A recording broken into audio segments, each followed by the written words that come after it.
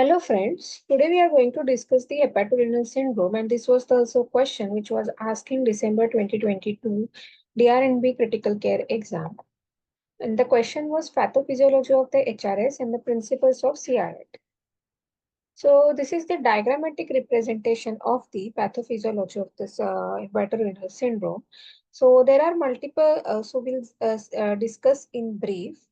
So the conditions like liver cirrhosis leads to the intrahepatic fibrosis, which leads to the development of portal hypertension through increased intrahepatic resistance, which results in this splanchnic vasodilatation. So, so please understand the when there is a liver cirrhosis, there is a intrahepatic fibrosis. So because of that, there is increase in the portal hypertension. So in the and also there is increase in the intrahepatic resistance. So which results in the splanchnic vasodilatation. So the second mechanism which is responsible for the vasodilatation is the translocation of the bacterial product or overinfection, which is associated with the release of pathogen-associated molecular pattern and damage-associated molecular pattern. So what happens because of this release of this pathogen-associated molecular substances and damage-associated molecular substances, there is a release of pro-inflammatory cytokine, reactive oxygen species, and vasodilator. So in the early phase of decompensated cirrhosis, the cardiac output will increase, but the release of cardiodepressive substances leads to the subclinical changes in myocardium and impairment of cardiovascular reflex, which coupled with the cardiodepression and diastolic dysfunction, and it is a termed as cirrhotic cardiomyopathy. So because of this all vasodilatory process, this depressed cardiac function, the effective circulatory volume will be reduced. And there will be activation of the RAS system, which results in the vasoconstriction.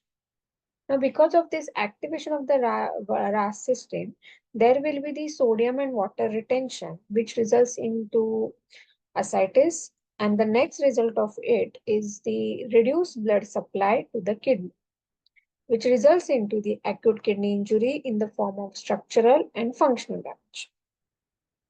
So this was the pathophysiology of hepatorenal syndrome. And the next is principles of CRT.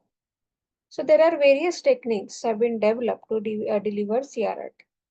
So this is like slow continuous ultrafiltration, continuous veno-venous hemofiltration, continuous veno-venous hemodialysis, continuous veno-venous hemodifiltration.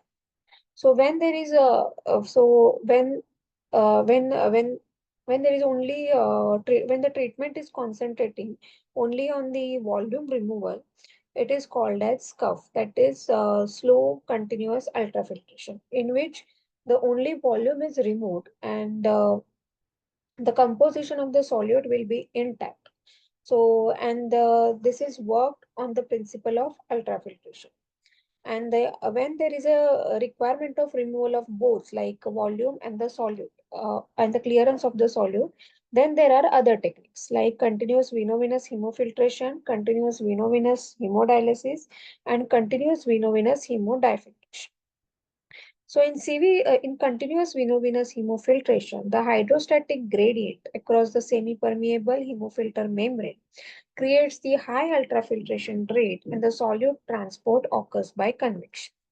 So dissolved substances are carried by water flow to membrane, which is referred as solvent drag. So high ultrafiltration rates are required to achieve the sufficient solute uptake, and the volume of ultrafiltrate is greater than that required to remove the desired fluid is replaced with the balanced IV crystalloid solution. So this replacement solution can be infused into extracorporeal circulation either before and after hemofiltration. So because the high ultrafiltration rate hemoconcentrates the blood as it passes through the hemofilter fiber, the risk of contamination and clogging of the fiber increases. So the infusion of pre-filter replacement fluid dilutes the blood entering the hemofilter, thereby reducing the hemoconcentration. So the administration of the replacement fluid pre-filter dilutes the blood solute, reducing the effective solute clearance at fixed ultrafiltration rate. but the post fiber infusion has no such effect. So what happens in CVVHD? The dialysate is perfused through the outer membrane of the dialysis membrane, and solute are removed from the blood by the diffusion of dialysate along its concentration gradient. So the ultrafiltration rates are relatively low compared to the CVVH, and it allows the negative fluid balance without the need for the IV replacement. Now, the next modality is CVVHDF, which is the hybrid modality that combines the CVVHD dialysis flow with high ultrafiltration rate and the use of CVVH replacement fluid. So, the different solute removal mechanism provided by CVVH, CVVHD results in different solute removal profile for each molecule, for each method. So diffusion method ensures the effective removal of low molecular weight solute, that is less than 500 to 1500. However, diffusion clearance decreases rapidly as molecular weight of the solute increases. In contrast, the solute movement in the convection is largely limited by pore size of hemofilter membrane. The removal of lower and the higher molecular weight solute is similar until the molecular radius of solute approaches the membrane pore size.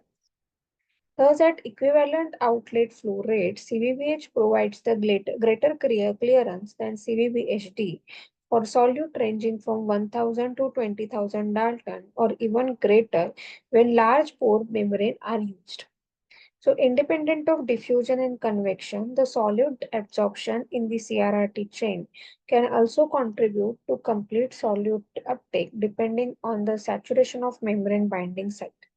Thus, the choice of CRRT modality depends primarily on the provider preference rather than the patient's characteristic or objective outcome data.